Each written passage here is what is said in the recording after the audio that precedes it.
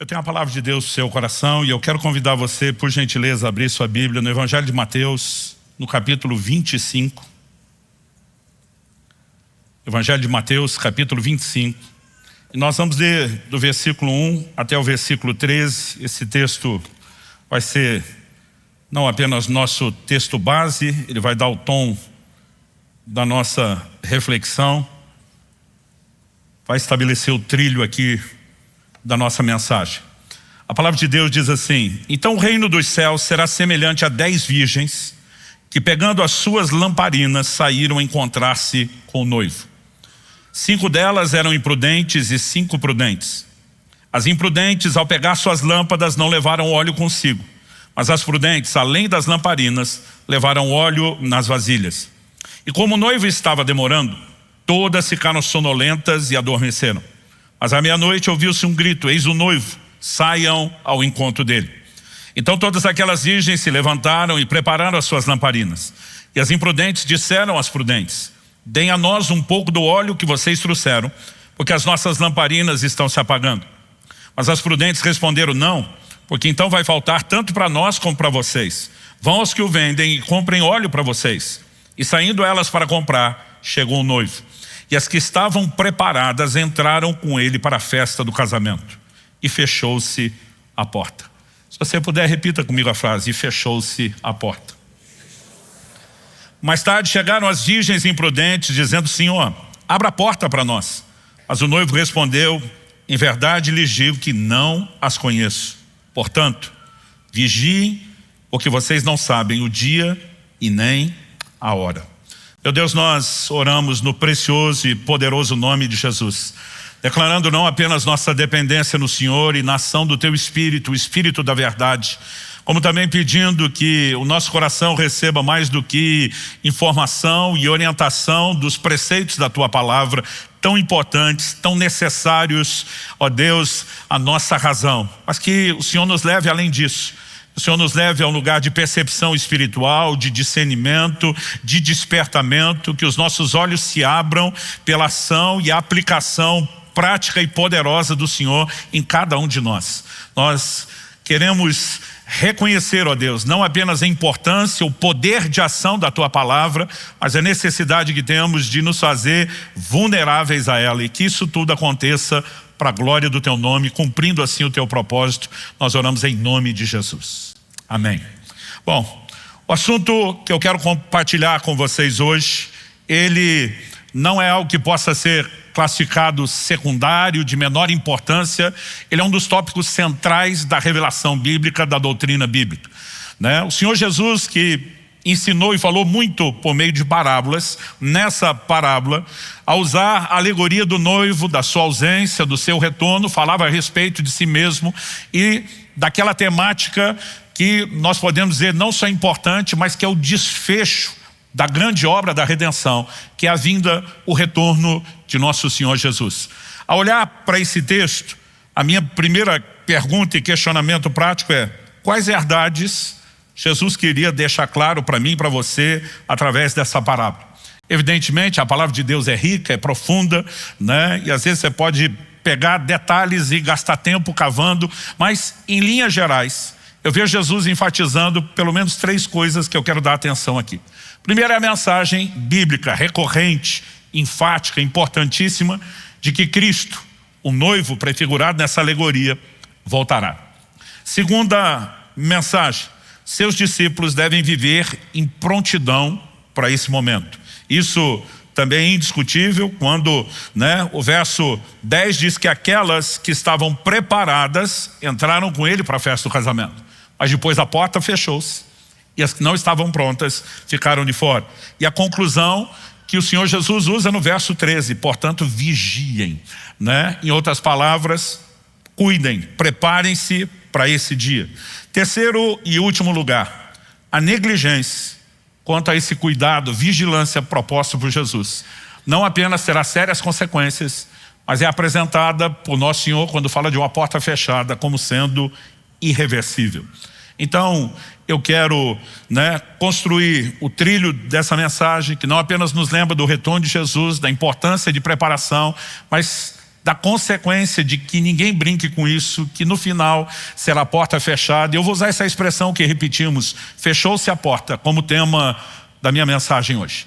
Que essa não seja a minha, nem a sua realidade naquele dia, mas que essa instrução nos poupe, nos guarde e nos faça, corresponder ao ensino de Jesus. Então, eu quero em primeiro lugar começar abordando aquilo que eu gosto de chamar do principal evento no calendário de Deus. Quando falamos do calendário de Deus, daquilo que aguardamos, qual é o principal evento?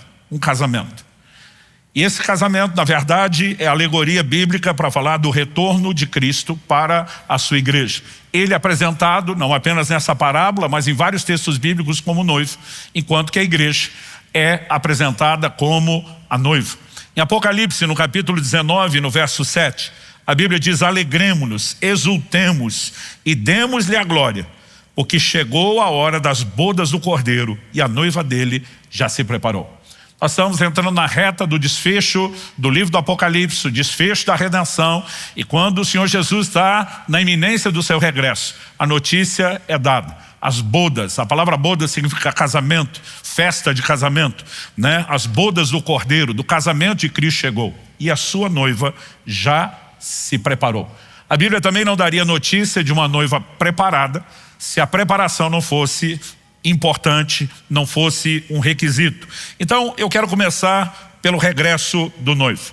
Além do próprio ensino de Jesus, aqui em Mateus 25 que nós lemos, aliás, depois nós vamos dar uma olhadinha aqui nos versículos anteriores do capítulo 24, nos posteriores do capítulo 25, em várias parábolas, Jesus fala bastante a respeito do assunto da sua vinda. Nós temos, ao longo das Escrituras, promessas claras. A primeira delas que eu quero citar, dos lábios do próprio Jesus. João capítulo 14, versículo 2 e 3. Ele diz: na casa de meu pai há muitas moradas. Se não fosse assim, eu já lhes teria dito, pois vou preparar um lugar para vocês. E quando eu for e preparar um lugar, voltarei e os receberei para mim mesmo, para que onde eu estou, vocês estejam também. Então o Senhor Jesus está dizendo: me ausentarei em favor dos seus próprios interesses para preparar o lugar e a morada de vocês. Mas da mesma forma como vou, eu volto buscá-los, para que onde eu esteja, vocês também estejam. No verso 18 de João 14, ele afirma: não deixarei que fiquem órfãos, voltarei para junto de vocês. Essa promessa nos foi feita pelo próprio Cristo. Aliás, em Lucas no capítulo 12, no verso 27, Jesus diz: então verão o Filho do Homem vindo numa nuvem com poder e grande glória. Como eu disse, Jesus falou muito a respeito do assunto do seu retorno. Reafirmou várias vezes a sua promessa de que retornaria. Em Atos, no capítulo 1, dos versículos 9 a 11, nós temos um momento onde Nosso Senhor, já ressuscitado, depois de aparecer por 40 dias, após sua ressurreição aos discípulos, calibrando a mensagem do reino de Deus, agora é assunto aos céus, elevado diante de seus olhos. E a Bíblia descreve esse momento exatamente assim. Atos 1, de 9 a 11. Depois de ter dito isso, Jesus foi elevado às alturas à vista deles, e uma nuvem o encobriu dos seus olhos. Estando eles com os olhos fixos no céu, enquanto Jesus subia, eis que 2 homens vestidos de branco se puseram ao lado deles e lhes disseram: homens da Galileia, por que vocês estão olhando para as alturas? Esse Jesus, que foi levado do meio de vocês para o céu, virá do modo como vocês o viram subir. No momento em que Nosso Senhor parte, a primeira mensagem clara, anjos aparecem ao lado deles, dizem: por que é que vocês estão olhando para o céu dessa forma? Eles simplesmente reafirmam tudo aquilo que Jesus vinha dizendo: da mesma forma como vocês o viram ir, ele voltará. Aliás, quando a Bíblia diz da mesma forma, eu lembro quando garoto, meu pai ensinava essas coisas para a gente em casa, usando a linguagem do videocassete da época, quando a gente rebobinava a fita. Vocês lembram disso? Meu pai dizia: olha, imagina que você tocou o play, Jesus está subindo, uma nuvem o encobriu, a volta será como passar a cena ao contrário.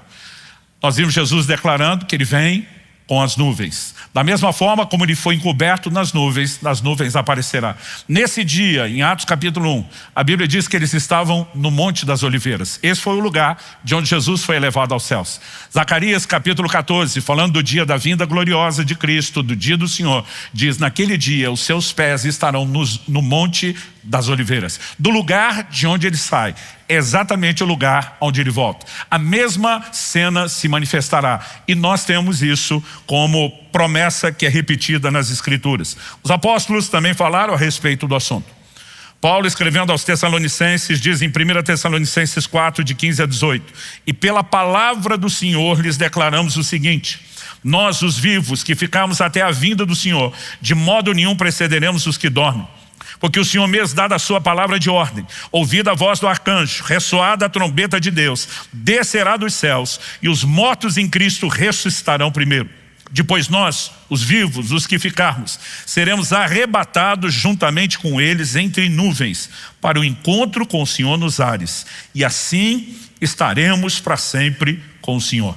O verso 18 diz: portanto, consolem uns aos outros com essas palavras. Isso era parte de uma orientação muito prática do estilo de vida cristã desde o início da história da igreja.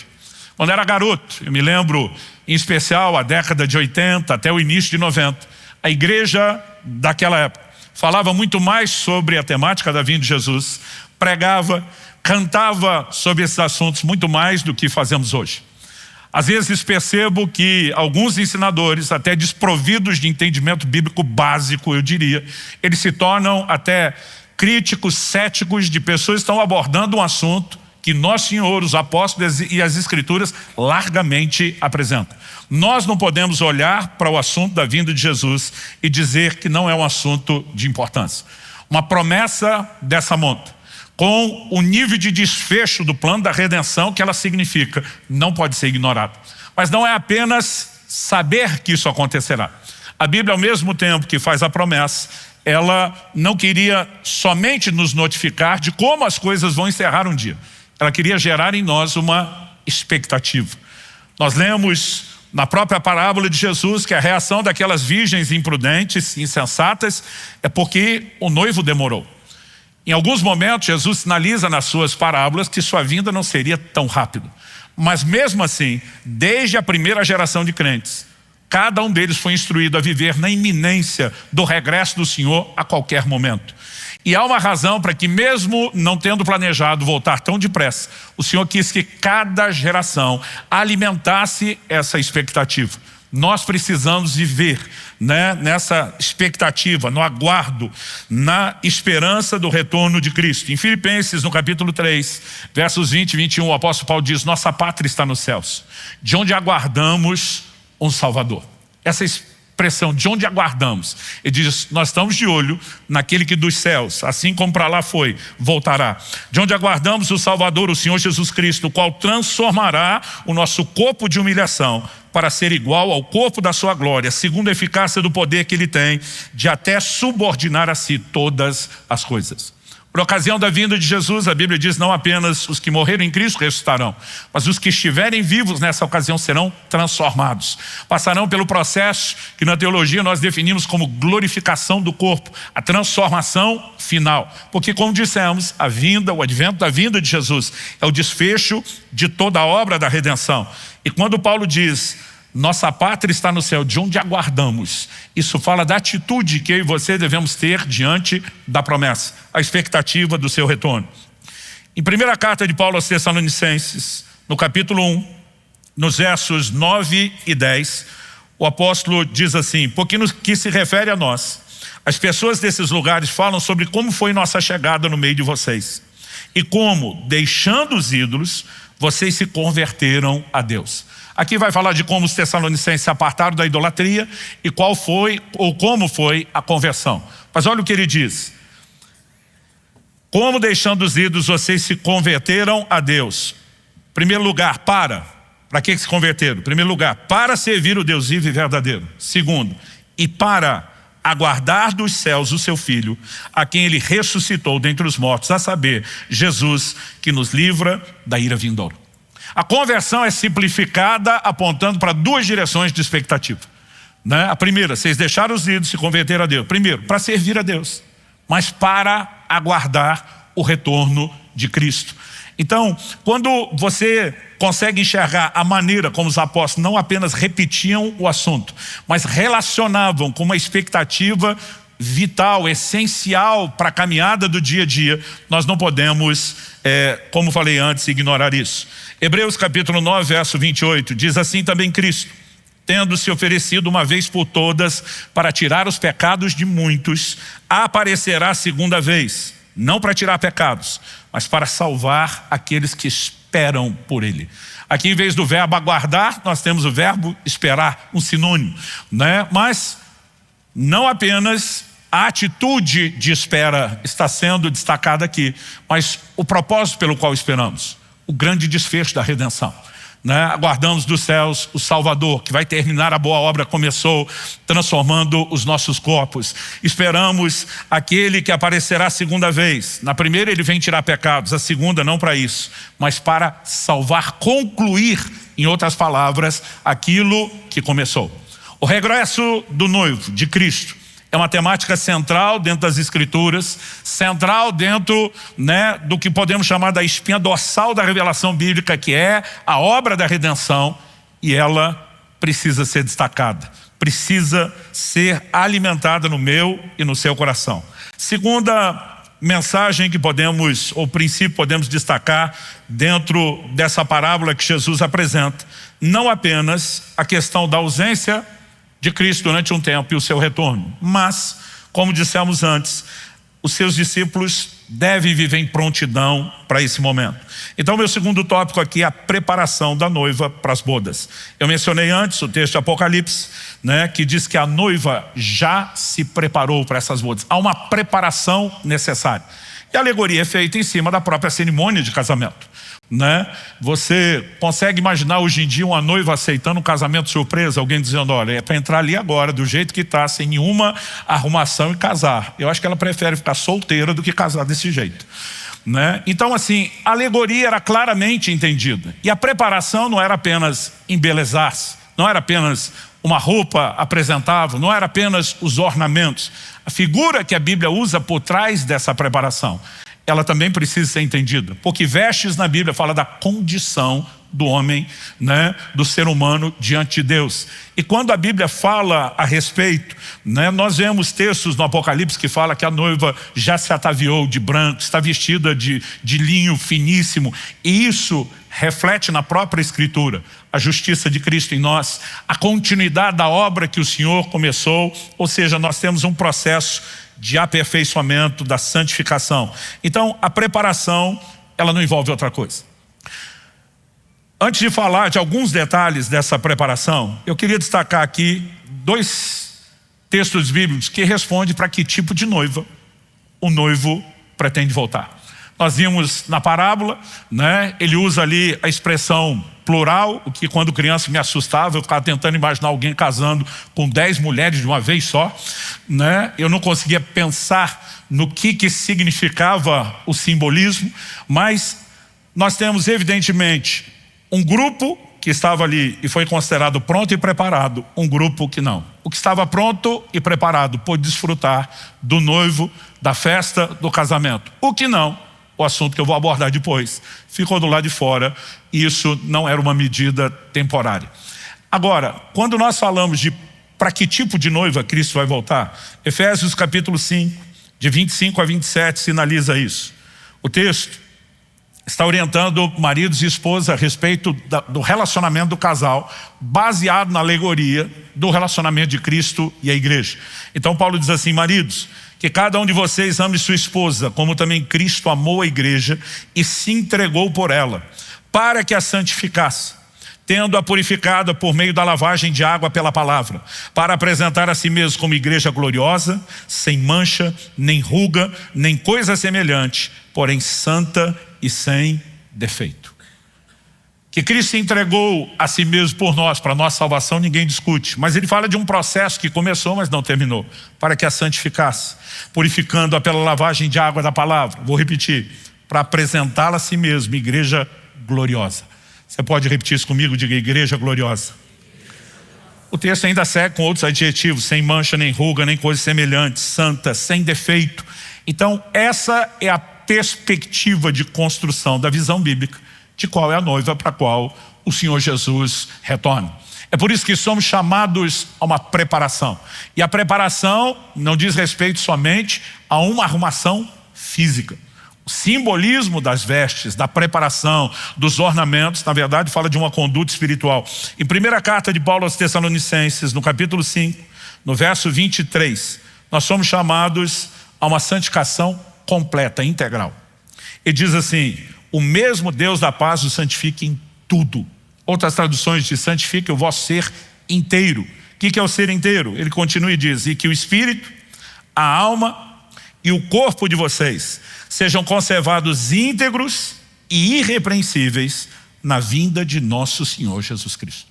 Toda a ênfase bíblica da santificação aponta para um desfecho. E o desfecho quase sempre é apresentado, como sendo a questão da vinda do Senhor Jesus. Se você gastar tempo lendo o Novo Testamento com calma, olhando só para esse filtro, para esse tipo de declaração, você vai perceber como a questão da santidade está relacionada com a vinda de Jesus. Por exemplo, 1 Tessalonicenses 3,13, a fim de que o coração de vocês seja fortalecido em santidade, isento de culpa, na presença de nosso Deus e Pai, na vinda de nosso Senhor Jesus com todos os seus santos. Sempre a relação da santificação, ela não é simplesmente continuar aquilo que começou com a conversão, mas é continuar com um propósito, é visando o grande desfecho, o dia desse casamento que requer de mim e de você que sejamos prontos. Então, quando a Bíblia fala a respeito da vinda de Jesus, ela não queria apenas informar que haverá um retorno.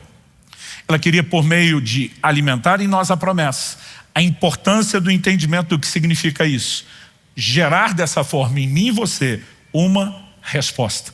Qual é essa resposta? A Bíblia fala a respeito de diversas coisas, se misturam, se intercalam, mas basicamente, tudo se resume a essa preparação, ao estado de prontidão. Várias vezes, por exemplo, a ênfase bíblica recai na palavra vigilância, atenção. Então em Lucas, no capítulo 21, dos versos 34 a 36, Jesus diz assim: tenham cuidado para não acontecer que o coração de vocês fique sobrecarregado com as consequências da orgia, da embriaguez, das preocupações desse mundo, e para que aquele dia não venha sobre vocês repentinamente como uma armadilha, pois sobrevirá a todos os que vivem sobre a face da terra.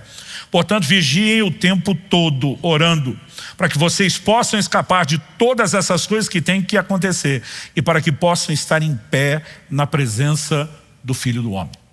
A orientação de Jesus é claro: tenham cuidado, vigiem o tempo todo orando. Essa vigilância é um estado de atenção.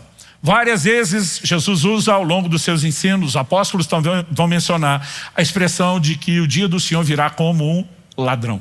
Significa sem aviso, não há aviso prévio, pode acontecer a qualquer momento. Então a vigilância se faz necessária.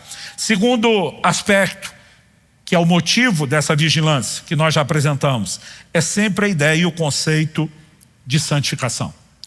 Prestar atenção na maneira como nós vivemos. Aliás, o que nós lemos em Lucas 21 fala exatamente do cuidado de não se distrair com as questões relacionadas ou preocupações da vida ou empolgações e deleites da carne que nos façam tirar os olhos do foco, do alvo para o qual eu e você devemos nos mover. Mas Paulo, escrevendo aos Romanos, ele diz no capítulo 13, e eu quero ler com vocês do verso 11 até o 14: digo isso a vocês que conhecem o tempo. Já é hora de despertarmos do sono, porque a nossa salvação está agora mais perto do que quando no princípio cremos. Isso pressupõe que Paulo está falando com gente que já tem um tempo de caminhada cristã. Ele está dizendo: gente, quanto mais o tempo passa, mais próximo nós estamos do retorno do Senhor. Mas ele não apenas usa essa expressão, ele diz a nossa salvação, porque como dissemos, esse é o grande desfecho, está agora mais perto do que quando no princípio cremos. Agora a linguagem que ele usa: vai alta a noite e o dia vem chegando. Que dia é esse? o dia do retorno de Cristo. Deixemos, pois, as obras das trevas e revistamo-nos das armas da luz. Vivamos dignamente, como em pleno dia, não em orgias e bebedeiras, não em moralidades e libertinagem, não em discórdias e ciúmes, mas revistam-se do Senhor Jesus Cristo e não façam nada que venha satisfazer os desejos da carne. Esse é o padrão de conduta para o qual eu e você somos chamados. Responder a um processo de transformação. Não é instantâneo, ele é gradual, ele é progressivo. A Bíblia diz que somos transformados de glória em glória, né, na imagem do Senhor Jesus pelo Espírito Santo, mas isso não é algo unilateral que dependa só de Deus. Há uma resposta necessária da minha parte, da sua parte, de cada um de nós. Tanto que ele diz, revistam-se do Senhor Jesus. Não façam nada que venha satisfazer os desejos da carne. Posicionem-se. Então, toda essa ideia de vigilância, é vigilância em relação ao pecado, em relação àquilo que nos distrai, em relação àquilo que nos desconecta do Senhor. Uma ideia que também é usada nas Escrituras algumas vezes, tem a ver com guardar as vestes. Apocalipse capítulo 19 diz, capítulo 16, perdão, diz no verso 15, palavras do próprio Jesus, eis que venho como vem o ladrão. Bem-aventurado aquele que vigia e guarda as suas vestes, para que não ande nu e não se veja a sua vergonha. Vestes na Bíblia, desde Gênesis, quando o homem peca e percebe sua nudez, até Apocalipse, que fala daqueles que lavam suas vestes no sangue do Cordeiro. Vestes falam da condição do homem diante de Deus. E aqui claramente o Senhor está dizendo, guarda as suas vestes, o estado da sua vida espiritual, para que você não venha ser encontrado nu, para que a sua vergonha não seja exposta. Olhando para as Escrituras, é evidente, se espera da noiva nada menos do que preparação. A preparação não é meramente a vigilância, estou de olho para ver se ele vem. É o reconhecimento de que porque ele vem a qualquer momento, eu não posso, à semelhança daquelas 5 virgens insensatas, tentar deixar me preparar para a última hora. Isso é muito arriscado. Na verdade, não só é arriscado, sabota toda a ideia e o conceito do relacionamento que eu e você deveríamos ter com o Senhor, da própria ideia do conceito de desenvolvimento e salvação. Mas a mesma Bíblia que promete o regresso do noivo, insiste na preparação da noiva para as bodas. Agora, terceiro tópico e o último a ser abordado, uma pergunta onde eu quero gastar um pouquinho mais de tempo. Quem ficará de fora?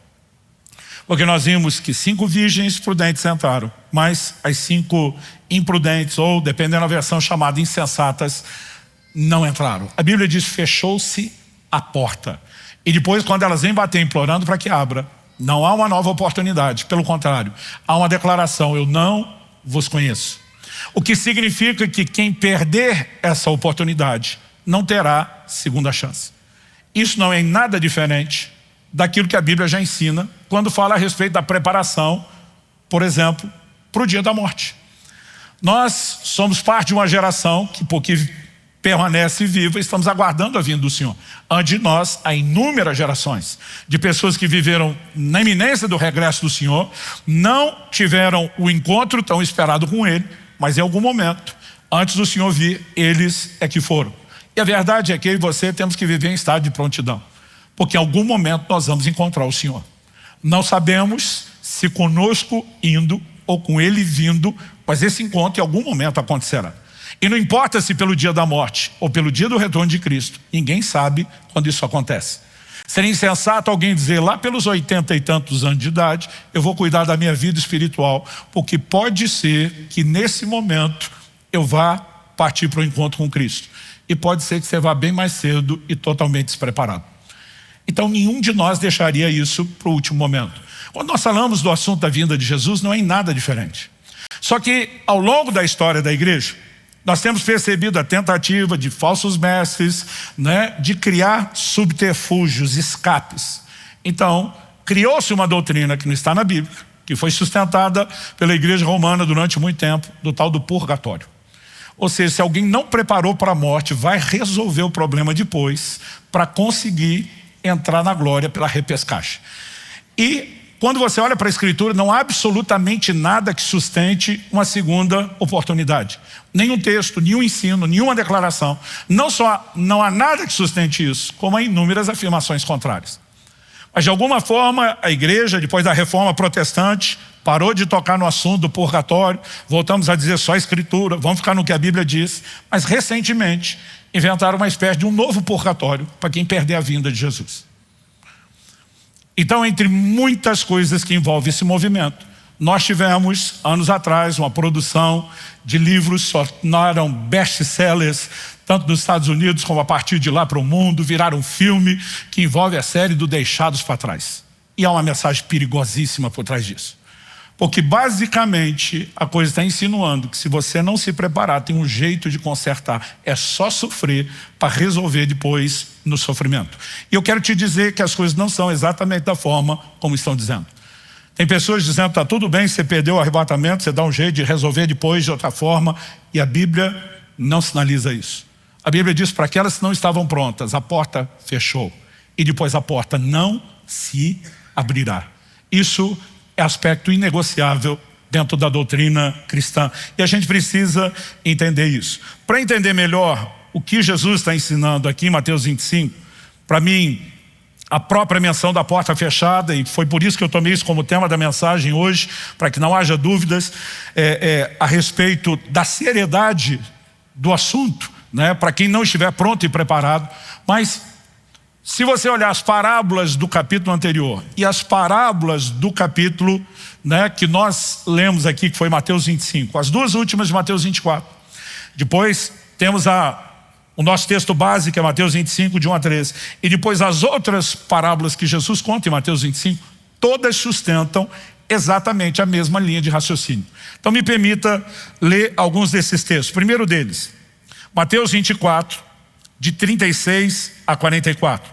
Jesus falando sobre o dia da sua vinda, ele diz: mas a respeito daquele dia e hora ninguém sabe, nem os anjos dos céus, nem o Filho, senão o Pai. Pois assim como foi nos dias de Noé, assim será também a vinda do Filho do Homem.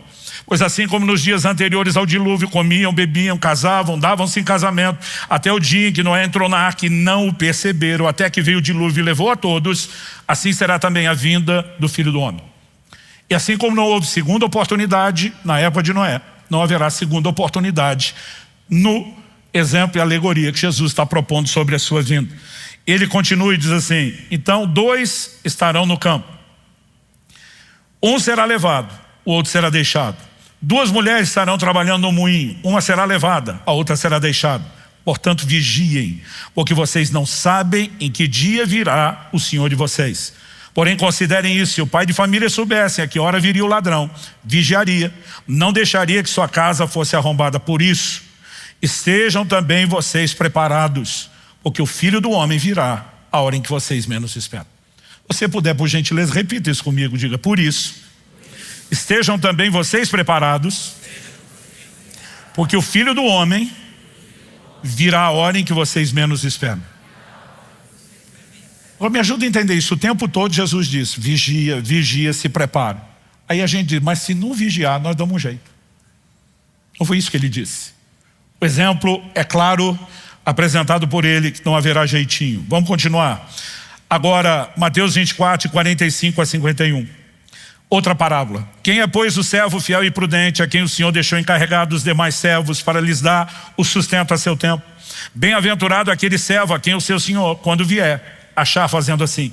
Em verdade lhes digo que lhe confiará todos os seus bens. Mas o que acontecerá se aquele servo, sendo mau, disser consigo mesmo: meu senhor demora para vir, e começar a espancar seus companheiros, a comer e beber com os bêbados? Virá o senhor daquele servo em dia em que não espera, em hora que não sabe, irá aplicar-lhe um castigo severo, condenando com os hipócritas. Ali haverá choro e ranger de dentes. Tem espaço de segunda oportunidade para você aqui? Não. Choro e ranger de dentes apontam para um único lugar: condenação eterna do inferno, para esse servo mau. Depois da parábola que nós lemos, de Mateus 25, 1 a 13, nós temos, e eu não vou ler as próximas 2 parábolas inteiras, porque são textos maiores, nós temos a parábola dos talentos e temos também o chamado julgamento das nações. A parábola dos talentos cuja prestação de contas acontece no regresso do rei para os seus servos. O servo infiel teve qual destino? Mateus 25:30 diz: quanto ao servo inútil, lancem-no para fora, nas trevas. Ali haverá choro e ranger de dentes. Terminou bem para você? Para mim não. Julgamento das nações. Na sequência, Jesus fala que serão trazidos diante deles, todas as nações. Ele vai separar à sua direita as ovelhas, as esquerdas, os cabritos. E a aplicação final, Mateus 25:41. Então o rei dirá também aos que estiverem à sua esquerda: afastem-se de mim, malditos, para o fogo eterno, preparado para o diabo e seus anjos. Em todas essas orientações, aqueles que não estavam prontos para a sua vinda foram colocados de fora, sem chance de consertar. Isso não é coincidência. Nós estamos falando de 5 parábolas enfileiradas, ensinando exatamente a mesma coisa. Aqui nós não temos mera repetição, nós temos ênfase. E evidentemente o Senhor esperava que nós entendêssemos isso. O apóstolo João escreve na sua primeira epístola e diz em 1 de João 2:28: e agora, filhinhos, permaneçam nele. Permaneça não é apenas comece a caminhada, é a continuidade, é a fidelidade, é a perseverança. Então ele diz: e agora, filhinhos, permaneçam nele, para que quando ele se manifestar, o que significa se manifestar? Quando ele, Cristo, se revelar, ou seja, a Bíblia está falando do seu retorno, para que quando ele se manifestar tenhamos confiança e não sejamos envergonhados, tendo de nos afastar dele no dia da sua vinda. Ou seja, quem não permanecer nele não terá confiança, será envergonhado e será afastado dele no dia da sua vinda. A lógica é muito clara. O livro do Apocalipse, no capítulo 3 e no verso 11, palavras do próprio Jesus: venho sem demora, conserve o que você tem, para que ninguém tome a sua coroa. A ideia de coroa é apresentada como recompensa. Quando o Senhor diz: conserve o que você tem, para que ninguém tome aquilo que é teu, para que ninguém tome a sua recompensa, a sua coroa, é evidente que isso pode ser perdido. E essa advertência é feita no contexto do anúncio da sua vinda. Venho sem demora. O que eu e você precisamos entender ao olhar para uma parábola como essa? De que não apenas o assunto do retorno de Cristo é algo importante, mais sério do que temos mensurado, em que em algum momento certamente isso acontecerá, mas que a razão pela qual desde as primeiras gerações o Senhor quis que cada geração vivesse nessa expectativa, nessa esperança, no retorno iminente do Senhor, que pode acontecer a qualquer hora, é porque Ele queria que essa informação e entendimento impactasse, norteasse o nosso estilo de vida, o nosso comportamento. Ou seja, que nós vivêssemos uma vida de preparação para essa grande celebração. Mas que todos aqueles que negligenciarem o cuidado fiquem claramente advertidos de que as consequências serão sérias e serão irrevogáveis. Olhando para as Escrituras, não há como concluir outra coisa. Em Apocalipse 22:20, um dos últimos versículos da Escritura, nós temos a palavra do próprio Jesus que diz assim: aquele que dá testemunho dessas coisas diz: certamente venho sem demora. A resposta de João ao terminar o livro: amém. Vem, Senhor Jesus. Essa expressão vem, Senhor Jesus, uma expressão que passou a ser muito usada pela igreja desde o seu início. Era uma expressão no aramaico, Maranata, Maranata, Nosso Senhor vem. O tempo todo eles declaravam isso, como um lembrete da sua fé, como um clamor pelo retorno do seu Senhor e o desfecho da obra da redenção, e uma maneira de se manterem conscientes. E eu e você precisamos compreender isso. O retorno de Jesus não deveria ser só aguardado. Ele deve ser desejado, ele deve ser amado. Aliás, eu diria amado e não temido. Tem crente que tem até medo de ler o livro do Apocalipse. Não, pastor, vai dar ruim demais esse negócio no final, não quero nem saber o que vai acontecer. Como se fosse um assunto a ser temido. Temido para aqueles que não estão se preparando para esse dia. Deveria ser desejado para todos aqueles que anseiam esse dia. Olha o que o apóstolo Paulo diz em 2 Timóteo 4:8. Desde agora me está guardada a coroa da justiça, que o Senhor reto juiz me dará naquele dia. E não somente a mim, mas também a todos os que amam a sua vinda. Há uma recompensa. E a Bíblia diz que ela é para todos os que amam a sua vinda. Espera-se de nós, né? Nada mais, nada menos isso, de que essa expectativa seja algo profunda, positiva, e que eu e você possamos nutrir amor por esse bendito encontro, por esse dia do grande desfecho. A prontidão não se limita ao retorno de Cristo, como eu falei antes. Eu e você não sabemos a que hora podemos partir. A questão não é se Jesus vem primeiro ou se eu vou antes ao seu encontro. É que seja um, seja outro, nós precisamos estar preparados. A vida cristã é para ser vivida em período integral. Não há estações de preparação e reta final. E eu e você precisamos compreender isso. Segunda carta de Paulo aos Coríntios, capítulo 5, do verso 1 ao 3, falando sobre a possibilidade de morte. O apóstolo diz assim: sabemos se a nossa casa terrestre desse tabernáculo se desfizer. Está falando do corpo. Temos da parte de Deus um edifício, uma casa não feita por mãos humanas, eterna, nos céus. Lembra da promessa de Jesus: vou preparar-vos morada.